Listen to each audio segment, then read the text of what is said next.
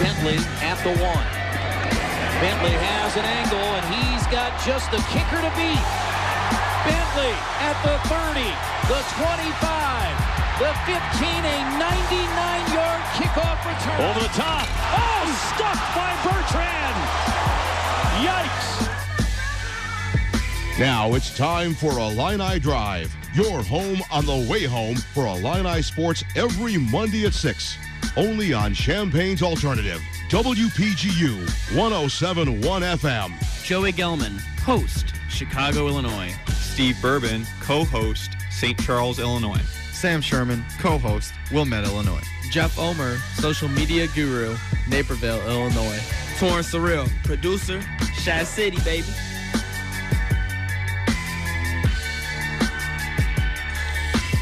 Welcome into Illini Drive, your home on the way home for Illini sports every Monday at 6. Packed show today. We're previewing homecoming weekend for Illinois as they take on Minnesota this Saturday.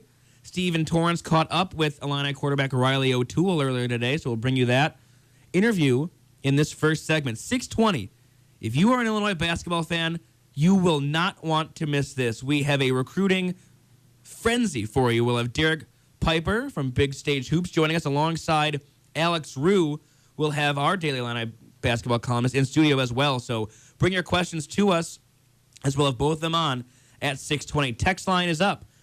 217-337-1071, 217-337-1071. Also, give us a follow on Twitter at Illini Drive. And then lastly, last segment today, we will preview the World Series as well as the ugly loss by the Chicago Bears this past weekend. We'll talk about that as well. So let's start with some football. They play Minnesota this weekend, and seems like there's still a little bit of quarterback controversy and the fact that you would think we saw Aaron Bailey last week, and because of that, he'd be your starting quarterback. And it seems like Beckman wants to run a 2-quarterback system this week, while Bill Cubitt likes doing 1-quarterback system. So should be interesting to see how that really works out and what the future holds in this homecoming matchup in the gray ghost uniforms this weekend. The real positive is that they didn't lose this weekend. That's true. I'm a little surprised that Beckman didn't bring that up. But they didn't lose. But yeah, I'm not sure if this is just Beckman trying to misdirect Minnesota, or if he actually is trying to play 2 quarterbacks. I kind of think he actually wants to play 2 quarterbacks. He did it at Toledo. Everyone has a Love Jones for Reilly O'Toole. We caught up with him later. But, I mean... Uncle Rico, you mean? He's like our Uncle Rico quarterback. Kyle Orton? Well, that too. He's got to grow the stash. Yeah. So, I don't know. I don't like 2 quarterback systems at all. But, it's better than not seeing Bailey play at all. Yeah, I was looking forward to the game this weekend. Just from you get to see these kind of cool jerseys. The jerseys are sweet. Yeah, I'm a fan of those. And then I was also looking forward to getting to see a guy like Aaron Bailey play an entire game. And then I see today that that Beckman was talking about. Again, this could just be misleading Minnesota and their coaching staff, but you do have to wonder though. If this is legitimate, again, you just kind of go back to what's the point? Yeah. Why throw Reilly O'Toole out there anymore? I feel like it is legitimate because Beckman always gave off we're going to tell our players when they're going to play. And so if he says something on Monday, they're going to play both. And that's the only thing he says to that question. I think we're going to see both. And plus, if you're talking about misleading or trying to confuse the opponent, you don't really have to do much for Reilly O'Toole. It's either Bailey starts or let's say they both play. They're just going to try and work on defending and going up against Bailey. I don't think they're too concerned with O'Toole. Either way, you just dare the Illini to throw the ball down the field because neither one of them can do it. No. Bailey's got a strong arm. I'm just not sure he can hit a receiver. But I think what we will see is they're going to continue to try just basically that, just to run Bailey. And I think that it'll be interesting to see if he can kind of continue that domination in his running game that they did against Wisconsin. And as much as we want to see, I think, Bailey this weekend to kind of further this program along, it seemed like Bill Cubitt this morning didn't really see that. I feel like he has more of a fascination with that nice passing quarterback like Reilly O'Toole, and is kind of scared to do a 2-quarterback system. It's just interesting because it seems to me if Beckman go up at the podium this morning and say, we're doing a 2-quarterback system, and then for Cubitt to come afterwards and say, well, we're not sure. We're not sold technically on that yet. it's a little bit of a divide and really questions, whether or not this coaching staff stays here is a whole nother animal. But it really is interesting to see, well, what are you doing moving forward here if you don't give Bailey a whole game? I mean, and I know Cuban has mentioned Bailey does not know the playbook as well as O'Toole, and that makes sense. He's a little younger, but still they've both had a year under this system, and you would think both of them would progress along and make sure they would be able to run the entire offense. So it's just a weird spot to be in if you're Illinois, because there's not much really looking forward to this season-wise, and then with Bailey getting less snaps this upcoming weekend should be interesting. And you touched on it right there. It's basically really there's nothing. I mean, there's really no point this season unless you can kind of see what you have, and they might have something in Aaron Bailey. I mean, just seeing the little bit that he played a couple of weeks ago, and so for that reason, you just wonder when a season has seemingly very little value, you can maybe pull something out of it by starting Bailey. And now we're going to bring you the Reilly O'Toole interview that Torrance and Steve did earlier today. Again, Illinois plays Minnesota after their bye last week. They play them this weekend at home for homecoming in the Gray Ghost uniforms. Here's Torrance and Steve. Playing Reilly O'Toole football. With Reilly Hello, O'Toole. everyone, and welcome back to Illini Drive. I'm Torrance Sorrell alongside my colleague Steve Berber, and we are here with Reilly O'Toole, quarterback of the Illini football team. How you doing, man? I'm doing great. How are you? I'm good, man. So just a little bit of general first question. Just the bye week. What did you personally do to prepare? I mean, I feel like a bye week for everybody. I mean, first and foremost, just kind of get a little rest, get some time off, physically and even mentally. Just get away from the game a little bit. But I mean, we had a few practices last week, and we were kind of focused on ourselves a lot. I mean, I also got a head start in Minnesota, but a lot of it was focusing on ourselves and kind of correcting things that have hurt us so far. So that was great. To kind of focus on those things and then also get a head start in Minnesota. Did you see family? Yeah, I went home on the weekend. I went to my high school game, saw some old faces, some old coaches that have been really influential in my life. And just went home, hung out with my parents, and watched football all day Saturday and just kind of hung out. That's gotta be nice. Like, you guys really don't get a break. I mean, pretty much since summer. I mean, how often do you get home? Really? Yeah, I haven't been home since the summer. Obviously during the season you don't really expect to go home that much, so it's nice. Me living 2.5 hours, 2 to 2.5 hours away from home, we just make that easy trip and just kind of take a couple of days off, get away from campus and all that stuff, and just kind of hang out with the family. You're up in Wheaton, right? Yeah. Yep. Okay. All right. I'm up like St. Charles. It's right general there. area. Yeah. So I guess Coach Beckman said a couple minutes ago, both you and Aaron are gonna be playing. I guess how does that work with you guys? Is it just kind of whoever has the hot hand, or do you really know even? I don't really know how they're gonna divvy it up, but I mean, I'm assuming they'll probably go with the hot hand. We'll probably have a certain place for each of us, but I mean, as of right now, we're both gonna play, and I mean, I feel like you have to go with the hot hand, but I don't know how it'll first start. So yeah, it seems like pretty much your whole career here, you've been some sort of competition, whether it's with Nate or Wes and now Aaron. I mean, that's just been kind of the whole thing all 4 years now. Coming down to the end of your career here, I guess, how important are these last games just for you to be out in the field? Yeah, I mean, it's been fun so far. Obviously, you want different outcomes rather than losing, but it's just fun being out there with your teammates, with your friends you've made over the years. And I mean, these last few games are going to be of the utmost importance, because I would like to go out, make it to a bowl game, win as many games as possible.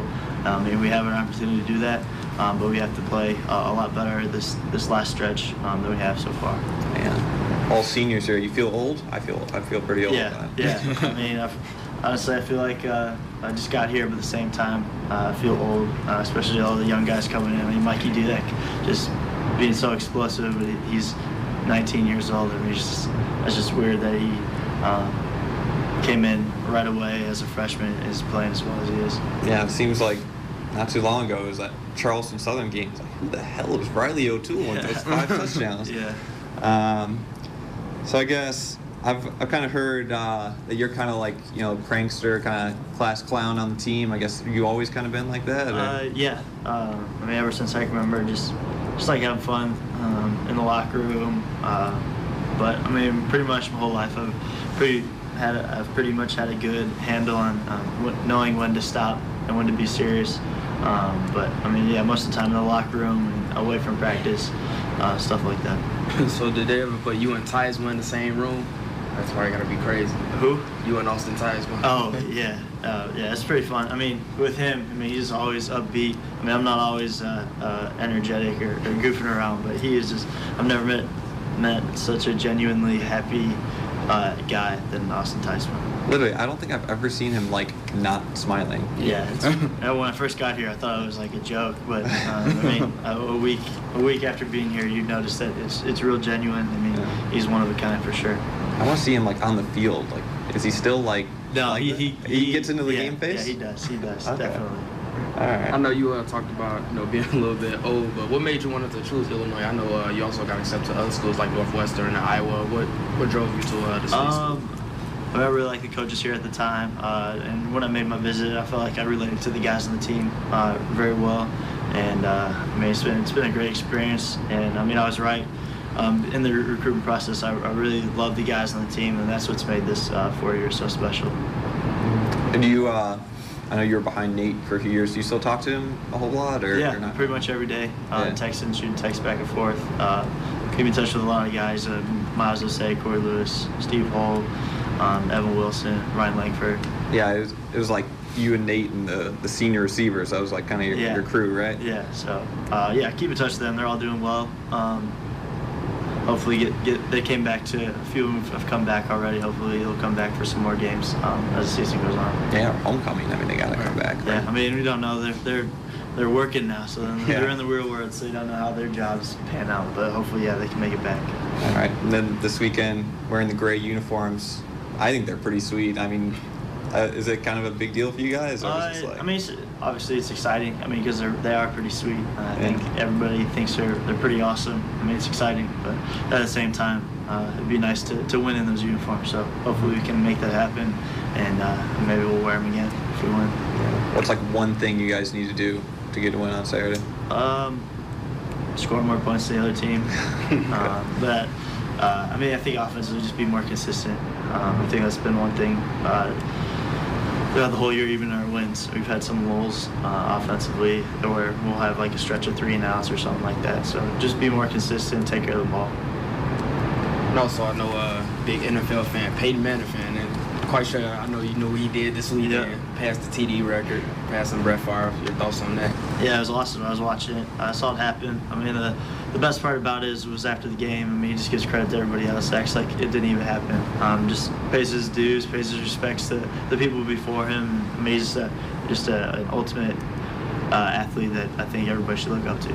Can't he get a bigger helmet though? I mean, he's always got the forehead thing. I mean, that just looks like painful. I don't know. Yeah, he doesn't have much swag. I'll tell you that much. Yeah, I mean, he gets it done. So that's get him a visor or something, some sleeves. Yeah. Just lastly, I know when Westline got injured, Beckman touched on playing Reilly O'Toole football. What does playing Reilly O'Toole football consist of? Obviously, I'm not sure, but I mean, as you could tell from last game, we really had a game plan that was more suited to me. I mean, just more zone reads and stuff allow me to run just a little bit. I mean, obviously, I'm not the best runner. I can't run as good as Aaron, but I have the ability to keep him honest. So I think that's something that suits me. Maybe getting outside, and just I mean, just a little bit more reading and moving around for me. And also, just following up with that, how do you personally, I guess, tune out outside noise? Because obviously, you have doubters everywhere, but just how do you personally, deal with that type of stuff? I mean, you just can't pay attention to it. I mean, there's doubters everywhere, especially when you're out playing well. Even all across the country. I mean, Alabama has doubters. So even when they win like 14-13, they still have doubters. But I mean, I've been facing it the last all my 4 years that I've been here. So I mean, it's really not that hard for me. And I think as a team this year, we've faced it. We've haven't really been listening to it, just focused on ourselves. That's Reilly O'Toole, Illinois quarterback, whether he's number 2 in the depth chart or number 1.5, whatever he is, with Torrance and Steve earlier today, so we thank him for that. And even he doesn't know what Reilly O'Toole is. I was going to say, that's a kind of an enigma. Yeah. Like we talked to him, and I still don't know what it is. So, that's something to look for on Saturday, the definition of Reilly O'Toole football. Well, as we mentioned, if you're an Illinois basketball fan, stay tuned. Right after this break, we're having Derek Piper and Alex Drew come on to talk recruiting and the Elijah Thomas sweepstakes. You're listening to Illini Drive on WPGU 107.1. This is Clark Kellogg of CBS Sports, and you are listening to the Illini Drive. Enjoy. To continue working on my development and strength and conditioning, that's a big deal for me, is my strength and conditioning. Me picking a college will be the most strength and conditioning orientated school. That'll be big for me in my decision, so, I could play in the NBA and be someone one day. That's my whole goal. Welcome back into Illini Drive. This is your home on the way home for Illini Sports every Monday at 6. That's the voice of Illini target Elijah Thomas, and we got some experts with us. And joining us along, we have Alex Rue in studio here, our Daily Illini basketball columnist, and Derek Piper from Big Stage Hoops on as well. So just real quick, Alex Rue, follow him on Twitter at ARue94, and Derek Piper is at Derek Piper BSH. So first, Derek, how are you? I'm doing well. How you guys doing? Good, thank you. And we have, so it's Joey Gelman here alongside Steve Bourbon, Sam Sherman, the whole crew, Torrance and Alex Rue, our basketball columnist. So we figured we'd have a recruiting extravaganza with all you guys on here today. So, starting off, Derek, what is the latest you have on Elijah Thomas and his upcoming decision tomorrow?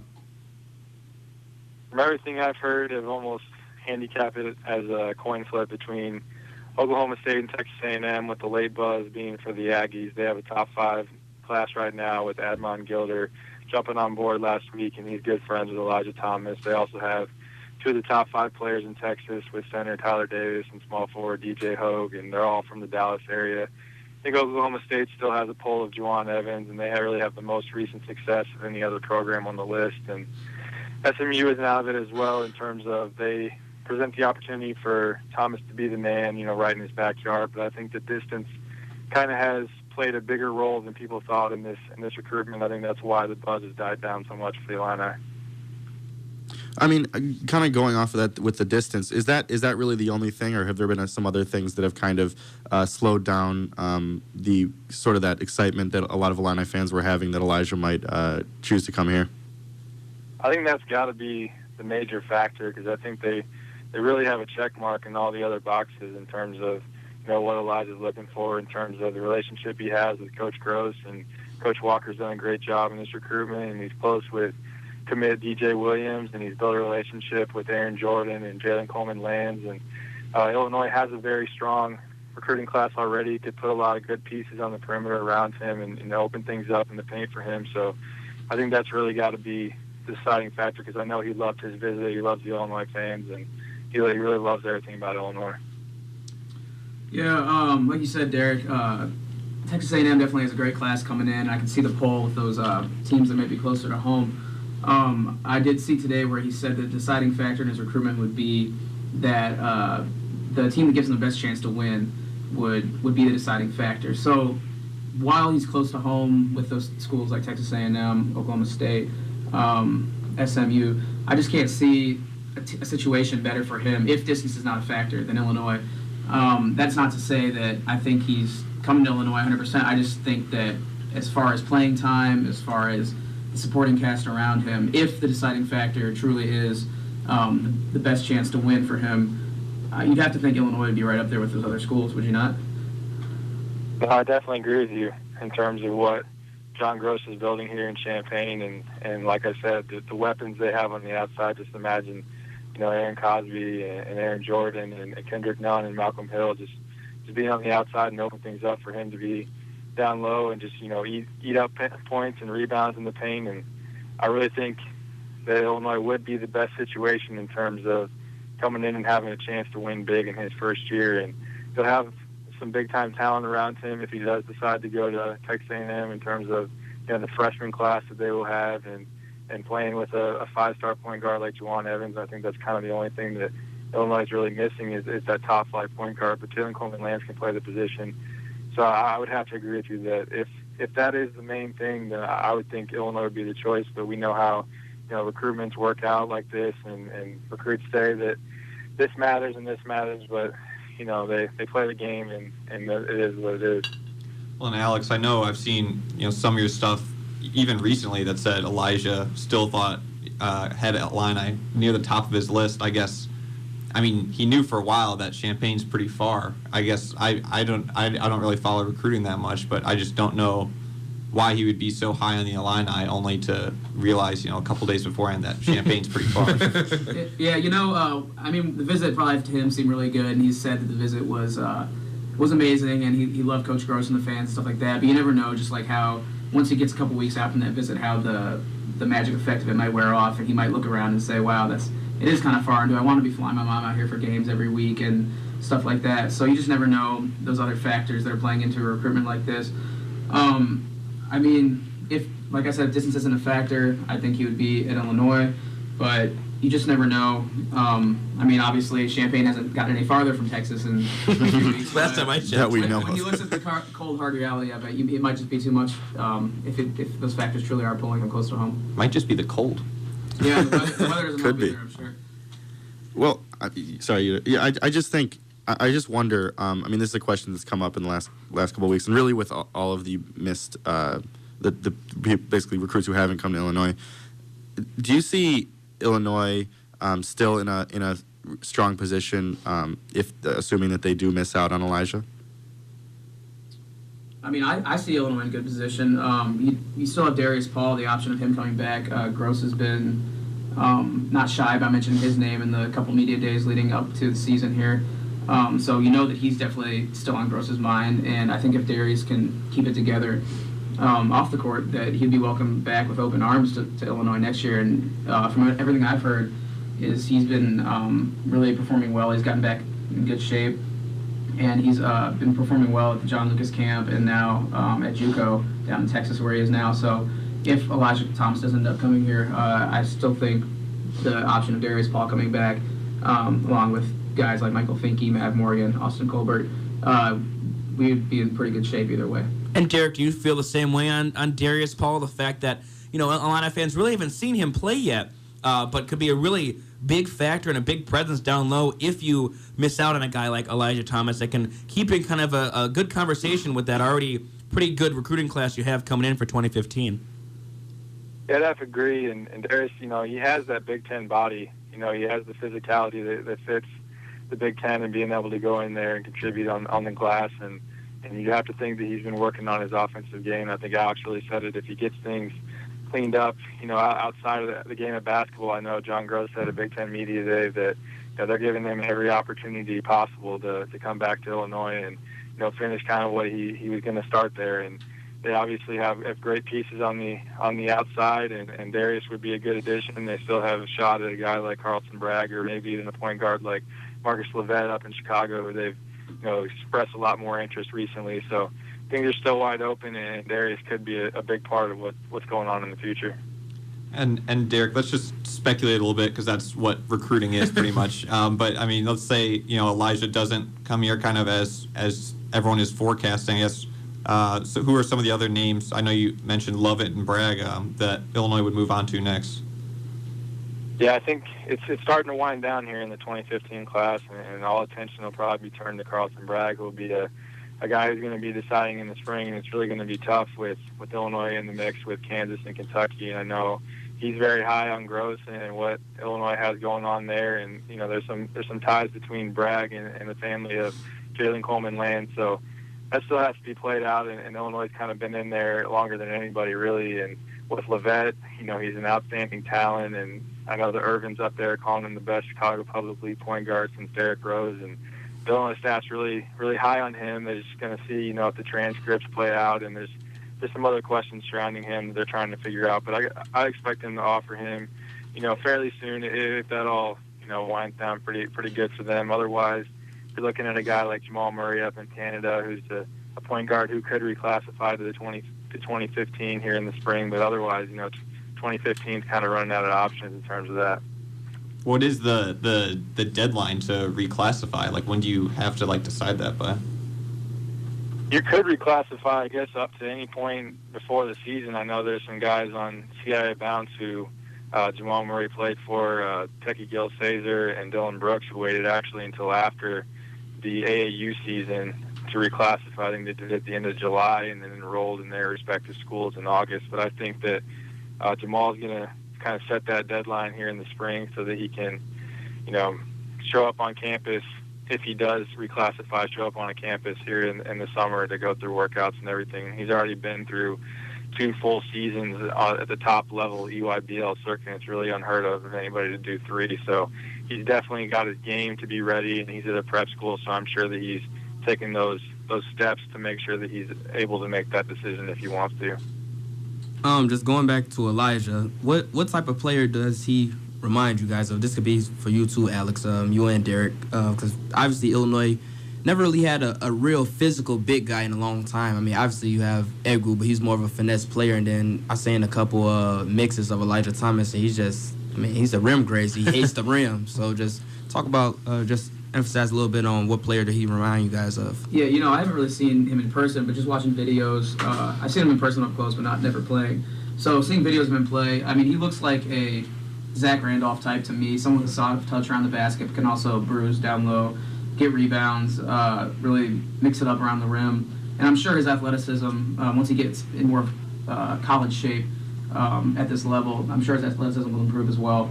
And he just looks to be someone with a soft touch around the rim, but then can also bang, get rebounds, and finish around the rim strong as well. Yeah, just going off of that, some people have compared him to Jared Sullinger, just, 6'9", 220, 230-pounder, big guy who, like Alex said, can bang in the post. It's a guy that the Illinois program has really lacked, I guess, since they had Sean Pruitt, I guess, which is 9 years ago, whatever that may be. But he's a top flight big guy. He needs to get in game shape. I know that's something he really struggled with when he came back in July from being out with his finger injury, and I think that really affects how high his ceiling goes, is what kind of shape he's willing to get into. He wants to be an NBA lottery pick, a one and done guy, and he has that build, that body, and he's very skilled for his size. But if he's going to get into that shape, being able to run the floor and play at his best, throughout both halves of the game, I think that will be the deciding factor of how good he can be.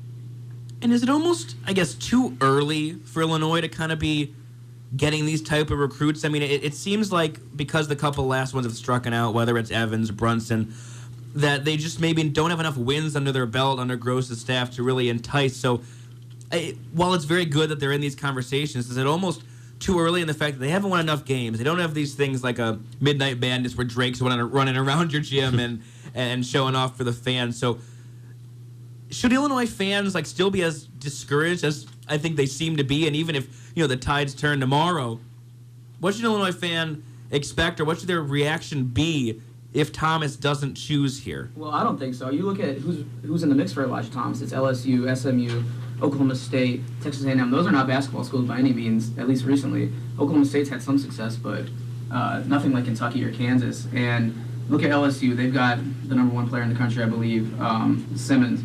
And, I mean, one of these schools is going to get Elijah Thomas, so I don't see why Illinois would be considered not successful enough to land someone like him. I mean, reasonably, yes, expectations should be tempered because of the success on the court that the Illini have had recently. I mean, it's been up and down. It's been inconsistent. So I think we're really going to start to see in the next couple of years, as Gross builds consistency with this program, which we all expect him to do, our expectations should be that we should land these guys. Right now, I think we're kind of in the middle with Gross maybe being ahead of his time a little bit as far as the success on the court goes compared to these recruits that he's trying to land. But I don't think it's out of the realm of expectations to expect someone like Elijah Thomas or Jalen Brunson or Jawan Evans to commit here. Derek, what do you think? Yeah, I'd have to agree with Alex in that. And, it seems like it would be a little bit too early for Gross to win, in those big time recruiting battles. But he has a lot to sell, and he's a very likable coach. Any recruit that you talk to, whether they end up at Illinois or not, they love Gross, they love his staff, they love the opportunity at Illinois. They know that this is almost one of the sleeping giants in college basketball in terms of a program that can explode. And they have the renovations going on at the State Farm Center. I think it's going to be a top flight facility, and the program and the system is very likable for the recruits in terms of being a fast-paced and high-scoring offense. And I think Gross has done a great job. And just to be, there's no consolation prizes, and just to be in the conversation with these recruits, and it'd be great to see what he can do when this team gets to the Sweet 16 for the first time since 2005. So it's kind of a wait and see deal, but they're ready to do it now. Derek, when you look at the city of Chicago, they've obviously had some incredible talent come out of there in the last few years. And of course, you brought up Marcus Lovett, and we were talking about him a little earlier. Outside of Lovett, is there anything to be said about Chicago kind of right now drying up a little bit in the talent that they're offering for at the collegiate level? I think it is down a little bit here when you look at the 2016 class, but obviously Marcus Lovette's a high-level talent, and Aaron Jordan's up from that area, and Jalen Brunson and DJ Williams. So 2015 was pretty star-studded, and before that you had Cliff Alexander and Jaleel Okafor, who were two of the top 5 players in the 2014 class. So, but definitely in 2016, outside of Nick Rakosevic, I think that it is kind of drying out in terms of the talent that's up there, and you'll probably hear some names pop up here throughout the year that are, guys that are under the radar who had a big high school season. So that's just kind of the nature of it, but it's definitely down in terms of comparing it to the previous 2 seasons.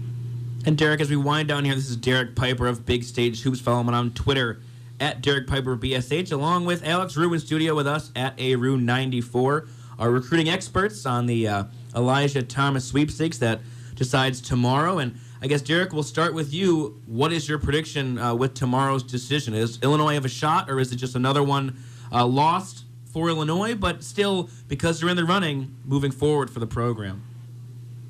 It's kind of tough because, Elijah kind of has everybody right where he wants them in terms of there's been some buzz for each school, and almost all the schools except for LSU have been the perceived leader at one point, and, he's a master of the game and the hype machine and whatnot. So it's tough because I was going to pick probably Oklahoma State a day or two ago, but now it seems like Texas A&M may be the one that has the late buzz and the late push. But I think the odds are fairly down for Illinois. I can't say for sure that they're, it's not going to happen because just the way Elijah is, and he could surprise anybody in recruiting, is as unpredictable as it seems. But I guess my final prediction would probably be Texas A&M. Yeah, like you said, as open as Elijah Thomas's recruitment has been on social media and stuff like that, we really are sitting here less than 24 hours away from the announcement, really not having a definitive clue over what's going to happen. I mean, you said you've heard Oklahoma State, Texas A&M. I haven't heard the same thing, so I can't give a definitive prediction.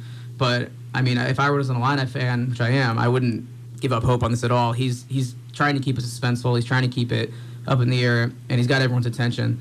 So, I mean, you might see some leaks tonight as he tells the other coaches and his teammates and starts to let people know. But like I said, he's really kept it up in the air. And as an Illini fan, this has a different feel than the Juwan Evans and Jalen Brunson, where the night before we had a pretty good idea of where he was going to go. This one seems totally up in the air between Illinois, Oklahoma State, Texas A&M, like you said. Well, Derek, we appreciate the time. Thank you for joining us today on the show, and we look forward to talking to you soon and hopefully have some good news tomorrow afternoon. Thanks again. Hey, thanks for having me on, guys. That's Derek Piper of Big Stage Hoops. Follow him on Twitter at we're DI Sports. He's at Derek Piper BSH, and our thanks to Alex Rue as well, ARU94. I just want to bring up a quick point that I thought was sort of interesting.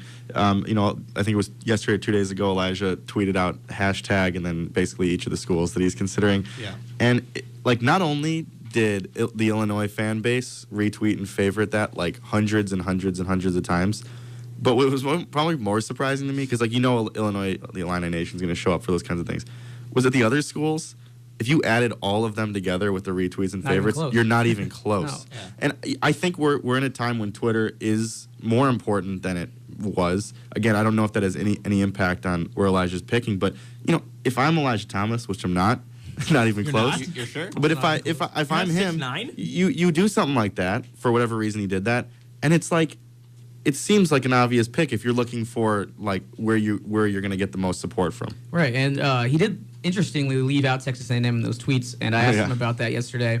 He said Texas A&M's still in it, so it just shows you that you can't really pay attention to Twitter. But like you said, who knows what effect this social media presence that the Illini fans has on recruits like this, especially someone like Thomas, who likes to bask in that limelight. And Alex, just real quick, 'cause we got to go to break. Tomorrow, it's 1:30, right? 1:30 p.m. Can anyone watch it anywhere? I assume there's going to be a live stream on the internet somewhere. I haven't seen a link just yet, but I think that that will be up. Has he said if it's... Sorry, what were you going to say? And also, he tweeted something interesting about the school ruining his plans for whatever big plan he had to announce. So it'll be interesting to see what he has up his sleeve, because he's probably going to do something pretty extravagant. So we don't know if it's a hat yet or what it is. No, we don't know. Please, no hats. No hats. No hats. Well, Alex, thanks for jumping on with us. Again, follow him at ARU94 on Twitter. He's been on top of this along with Derek Piper, as we just had him on as well. Moving along here, we're going to take a quick break, talk a little World Series and Chicago Bears right after this. You're listening to Illini Drive on Champaign's Alternative WPGU 107.1. Hi, this is Terry Boris from the Score, and you want to know what my guilty pleasure is? I love Illini Drive. Router to third, fair ball. Moustakis across. And 29 years of frustration have ended. The Royals are going to the World Series. Travis Ishikawa hits one into right. The Giants win the pennant. Welcome back into Illini Drive. Great choice there, Torrance. That's a fun one. And that's what the Giants play when they win a ball game. So, subliminal brilliant. messaging. Yeah, that was good. I didn't even know that. See? Producing, Josh. Shout out to the producer. There you go. But the man behind the glass, even though we have no glass because we don't have room for glass. Just by the way, there was a Travis Ishikawa, right? Yes. His home run, his game-winning home run in there. He was in the White Sox organization last year. Coulda, woulda, shoulda. So there you go. What did the White Sox get for him? No, nothing. Toaster oven. I think he's just one of those guys. Washing machine? Yeah, I think so. I think he was on the AAA squad, and then of course, not thinking about him for a long time. Well, it's like Diaz in the playoffs too. It's like he just shows up. Yeah. It's like two minor leaguers with a pulse. So we're talking a little World Series baseball here. Game 1 between the San Francisco Giants and Kansas City Royals begins tomorrow night around 6 o'clock, 7 o'clock. I'm gonna go with 6 o'clock, 7 o'clock Eastern. I'm going 7 because I don't know. This always starts late. So you'd think we do our homework before this. this. Like 7:18. Yeah, one of those. Oh, they always have those weird times. Let's put Jeff to work. Yeah. Yeah, we'll figure it out for you guys. 7:07. Okay. Not 7-Eleven like the White Sox used to do, where you get a Slurpee or something. It gotta be 7:07. So it's Bumgarner and James Shields tomorrow, and I guess what are we looking for? This has been a fun playoff where the Giants are always that kind of sleeping giant where no pun intended. Okay. Thank you. Might have to use it. Where they're not always seen as that powerhouse that you think of when you think of baseball, and they always end up in the playoffs and going far. I mean, they had the stat here: Giants made the NLCS in 2010, 2012, and 2014. The other seasons in between were the Cardinals. So those have kind of been the real big studs for the NL, and you see them back there again, and you would think they have a chance, but boy, oh boy, are they catching a hot Royals team. It's got to be big if I'm watching baseball. I watched more baseball in the playoffs than I probably did all regular season. I love the Royals. I love watching them. Yeah. Like, their bullpen is amazing. Like, if it gets to the 7th inning and they've got a lead, it's over. Like, no one scores on their bullpen. It's fun, and I mean, and I'm a Sox fan, and during the regular season, I really don't like the Royals. True. But something switched, and I think they've won over the hearts of a lot of people trying to figure out who they want to root for in this World Series. Just by they're just. I think they even one of them. I forget which player it was, but one of them was just saying we don't need everyone to like us. We just want Royals fans to like us, and they have this kind of go 150% all the time, and they're just fun. I mean, and that bullpen. Being a White Sox fan and having maybe the worst bullpen in baseball, watching a Royals bullpen and just kind of learning to appreciate that stuff that I think, everyone wants to see home runs, everyone wants to see RBIs, but I think you can really learn to appreciate pitching and even though I feel like Ned Yost at times has gotten away with some interesting bullpen decisions, it's the guys he has are so good that it's made up for that. And you mentioned Yost. He's taken some heat. I feel like everyone watched Moneyball, so they have a very polarizing opinion about bunting. Yeah. And so I kind of like that they've been playing small ball and it's been working. Taking the NL style to the AL. Yeah, I don't know. Everyone seems to be so... I don't know, not everyone. People I follow on Twitter. And Sam Sherman. Yeah, seem to think bunting is a bad idea. I guess I'm not super opposed to it, but it's just interesting that, you had this whole phenomenon about not bunting, and here the Royals are. That's all they do. They don't hit home runs. No, and it's amazing because this is a team that has some great speed, incredible speed with guys like Gerard Dyson or Gore. And then on the other side of that, you look at some players on this team who sort of they're young, but they've been playing for longer than you might think. Guys like Hosmer and Moustakis, even though they're young, they kind of hadn't shown the potential that a lot of people thought they would. And all of a sudden, and not to say that even Alex Gordon, same kind of thing. And now it's all kind of coming together, and it's sort of like if you're that organization, you got to in the fan base. It's kind of like we knew this could happen. Now it's actually happening. Yeah. You just hoped it wouldn't have taken 30 years to change that over. Only 29. 29 years. Yeah. So yeah, it should be fun to watch that. And you talked about the bullpen, and a guy like Finnegan is kind of fun to watch too. The fact that he's pitching in the College World Series in the spring for TCU, and then comes back along and now will be pitching in the MLB World Series, pretty remarkable. And he's unhittable. Yeah, no one's hit him. I just jinxed him, but he's been unhittable. You heard it here first. Steve is KOD'd. Yeah. Finnegan. No, those things are so. I mean, how cool is that kind of stuff when you get a guy that has had no major league experience. No, I mean, how long did he even pitch in the minor leagues? Like at all? I don't know. Yeah, a month. Yeah, a month maybe. I mean, I know Chris Sale's path was sort of was similar to that, but you look at these guys like Finnegan. They're just a fun team. There's a lot of pieces that make them fun, and then on the flip side, you look at a team like the Giants, who you kind of know what they are, and you've known what they are for a while. They've got very good pitching, but there's not a lot of, I guess, excitement if you're looking at a team like that, and that's nothing against them, and they're very good. But you look at the Royals with just energy and more energy, and it should make it an interesting two styles of baseball. I feel like the Royals are kind of by committee, and the Giants have some of the big names. You got big country, Bumgarner, and then Jake Peavy. Yeah, Jake Peavy sighting. Yeah, who decided to underachieve with the White Sox and then go out and like 3/4 of the teams now, I think. Yeah, hitting all the exactly. Hitting all the he won a World Series with the Red Sox, and now he could win a World Series with the Giants. Unbelievable. Yeah. So what do you?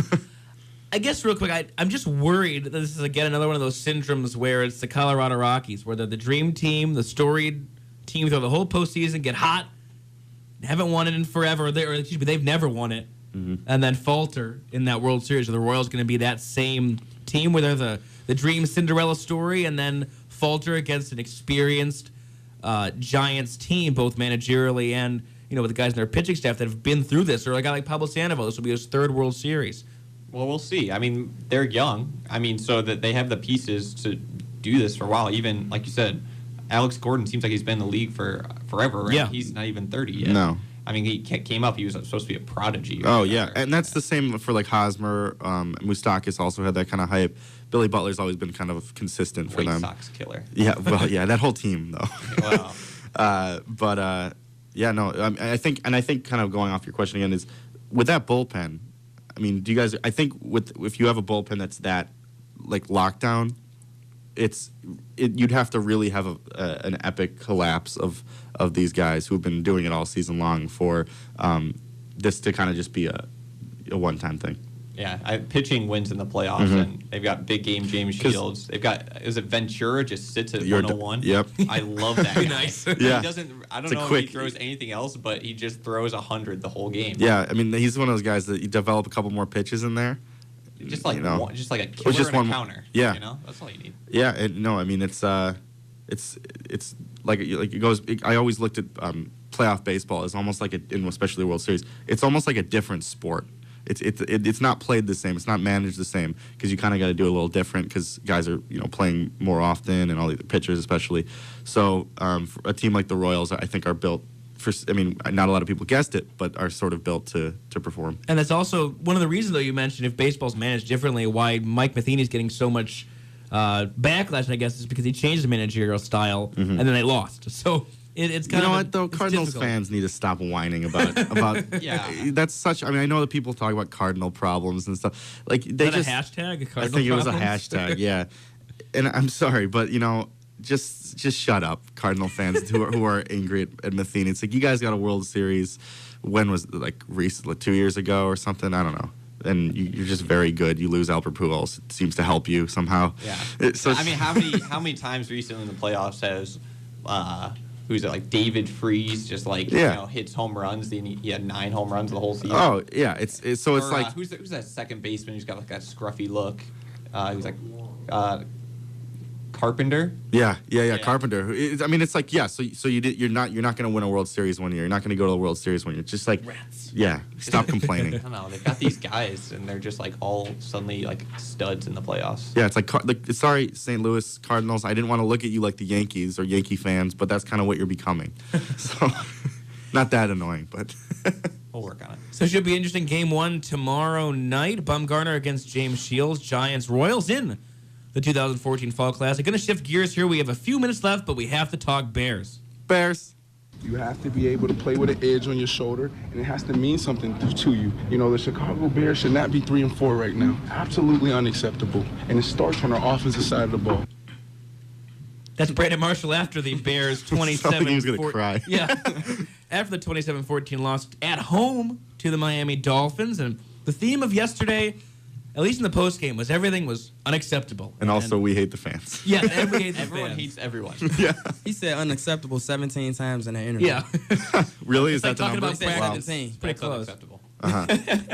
So another tough loss for this Bears football team here. Dropped them to 3-4. Mm-hmm. And as much as you look at the defense and you see all these issues throughout the year, I mean, I remember one play, someone tweeted out again, we can find it, where there was a dump off over the middle for the Dolphins from Ryan Tannehill, who looked like an all-star yesterday, where he gets the ball across over the middle to his receiver, and Kasim Green of the Bears running the complete opposite way, not even looking at the play.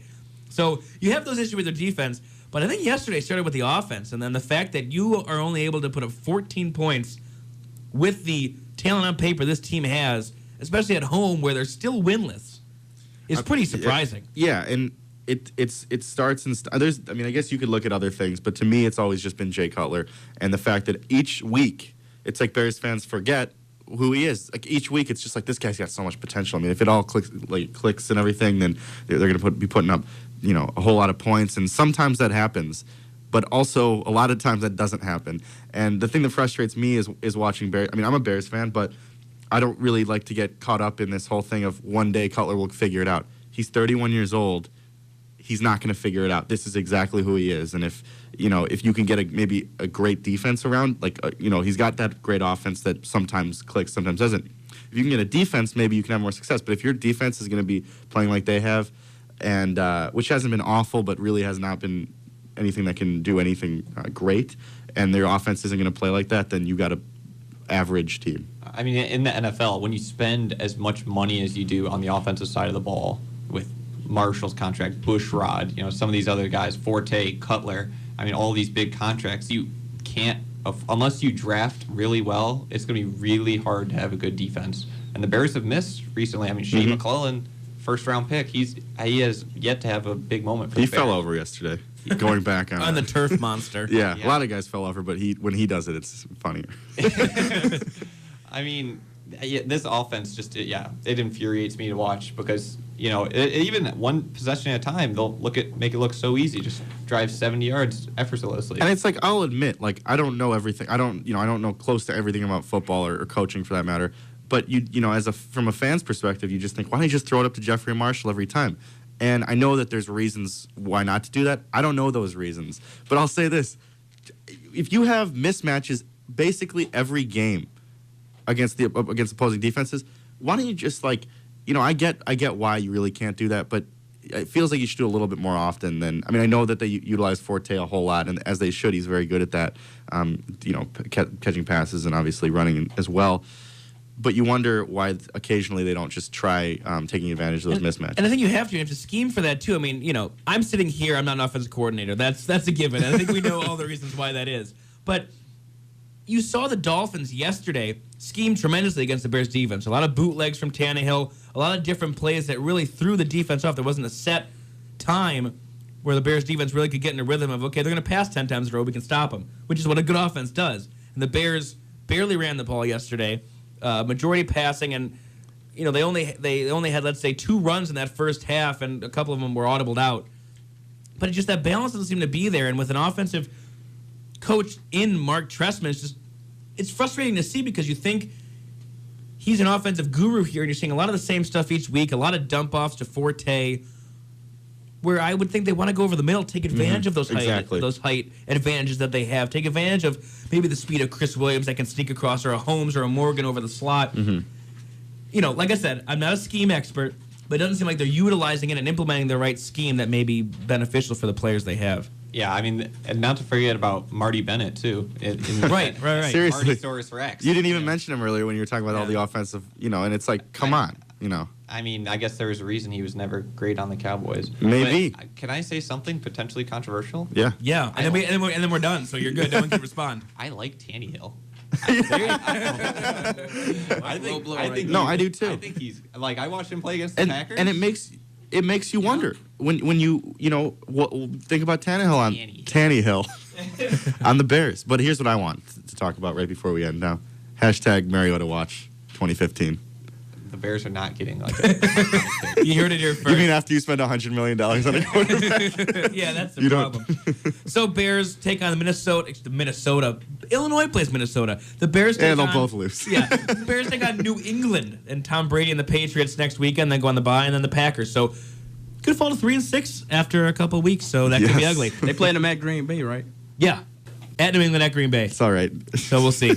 So this has been Illini Drive on WPGU 107.1, your home on the way home for Illini Sports every Monday at 6 p.m. Thanks to Derek Piper, who joined us, as well as Alex Rue. Broke down some great stuff on Illinois basketball recruiting. Those will be podcasted online for everyone to watch and hear because it's great stuff, and they got the insider look. Real quick, on Twitter, if you want to tweet at us your Elijah Thomas predictions for tomorrow, we'd love to hear those. Where you think he's going to go, if you think Illinois has got any chance. Let us know. Yeah, at Illini Drive is that Twitter handle. So our thanks to both of them for joining us. Thanks to the crew here. Torrance Farrell producing, Jeff Omer, social media guru Steve Bourbon, Sam Sherman, our friends at UPTV. They re-air us on Wednesday at 9 p.m. So remember, just always tune in here and dailyline.com and everything. We'll have all of this podcasted for you. And we have football tickets to give away because Torrance is going to yell at me if I forget to say that. 217-337-1071, 217-337-1071. We have a couple pairs of tickets to give away for the Illinois football game against Minnesota. You do not want to miss this on game. Saturday. The Gray Ghost football game of the century. So, for everyone involved, thank you for tuning in today. This is your home on the way home for Illini Sports and Champaign's Alternative WPGU 107.1.